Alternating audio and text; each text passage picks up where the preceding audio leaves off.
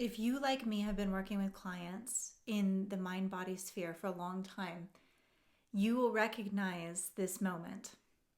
It's the moment that happens when people, our clients, even ourselves, who've been in the healing work for a while, we understand trauma at a deep and nuanced level.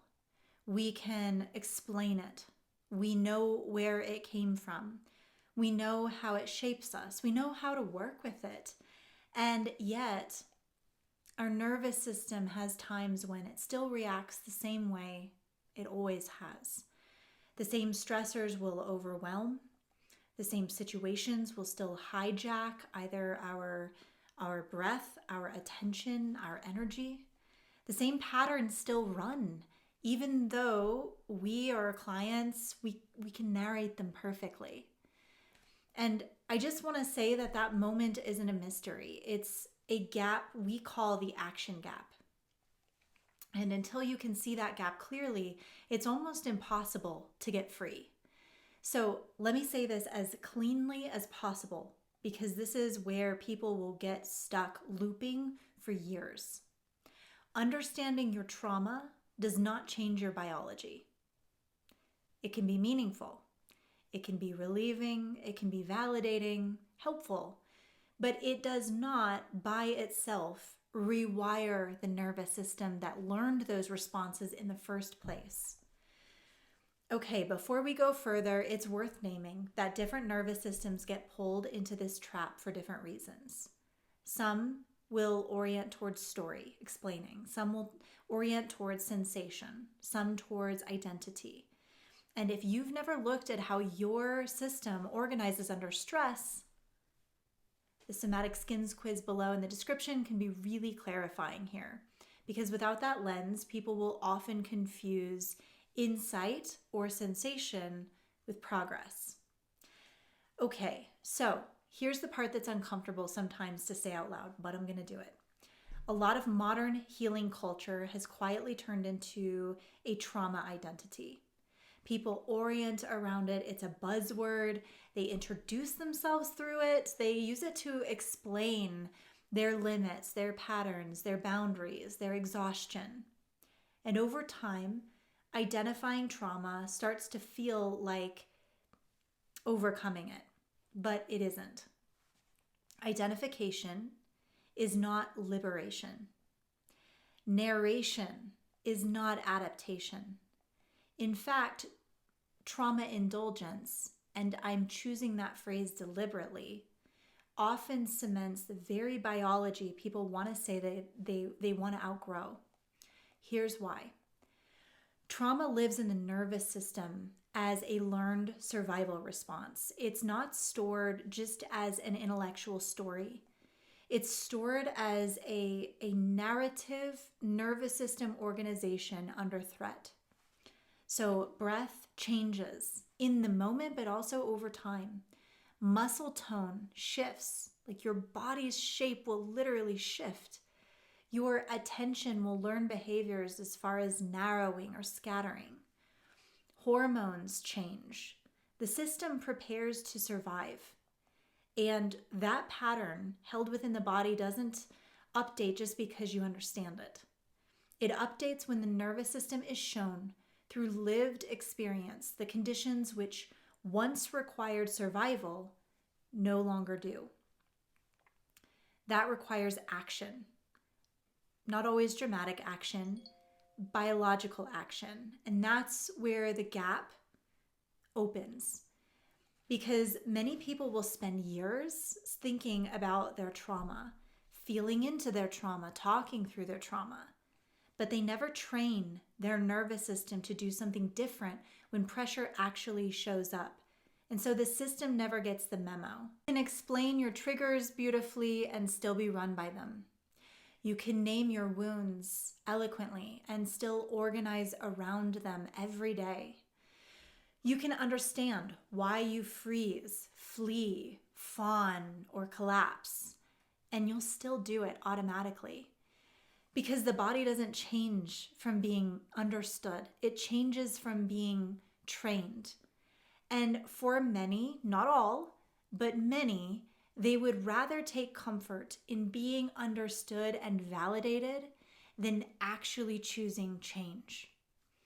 And this is why trauma indulgence is so prevalent, but also it's so bankrupt when freedom is the goal.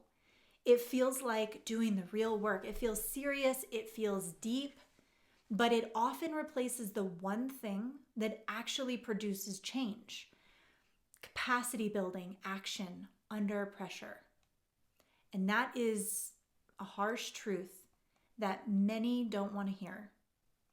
If your healing process consistently leaves you more fragile, more isolated, more easily overwhelmed, more in need of regulation, more dependent on ideal conditions, then whatever you're doing is reinforcing the survival pattern. It's not resolving it. Trauma resolution, it shouldn't make you more delicate. It makes you more robust. It shows up when the same stimulus no longer has the same impact, when your breath doesn't disappear in conflict, when your attention doesn't collapse under urgency, when your system can recover quickly instead of carrying stress forward for days. That's biological change. It's measurable, it's seen. And biological change requires exposure plus integration, not endless explanation. This is where some clients, some people will push back and they'll say, but I need to feel safe first. Well, yeah, of course you do. But safety is not the absence of challenge. Safety is the ability to remain organized, connected, and present while challenge is also present. If your version of safety requires the removal of pressure, standards, accountability, even friction or ruffling, then your nervous system never learns that it can survive pressure. The original trauma pattern remains intact. It's just better understood. This is why real trauma work, eventually, it has to move out of story and into training. Training the body to tolerate internal pressure without fleeing. Training the breath to stay available when emotions arise. Training the attention to remain coherent instead of dissociating or fixating. This is not to re-traumatize anyone, and it's not to overwhelm. It's to disconform the old survival prediction. That's how your biology updates.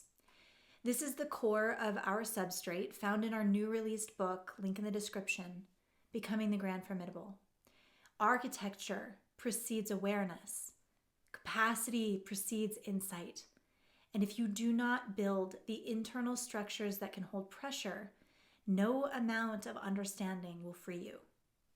This is also why inside the Prestige, our Somatic Academy, we don't treat trauma as an identity to be explored endlessly.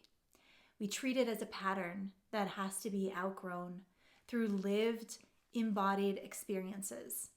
Regulation matters, but only as preparation for adaptation, not as permanent refuge. If what you want to feel is relief, then understanding and validation might be enough. If what you want is freedom, it won't be. Freedom shows up when your nervous system no longer needs the old story to survive. It's just the same as no longer needing to watch a movie that you've seen so many times. Understanding trauma is a step.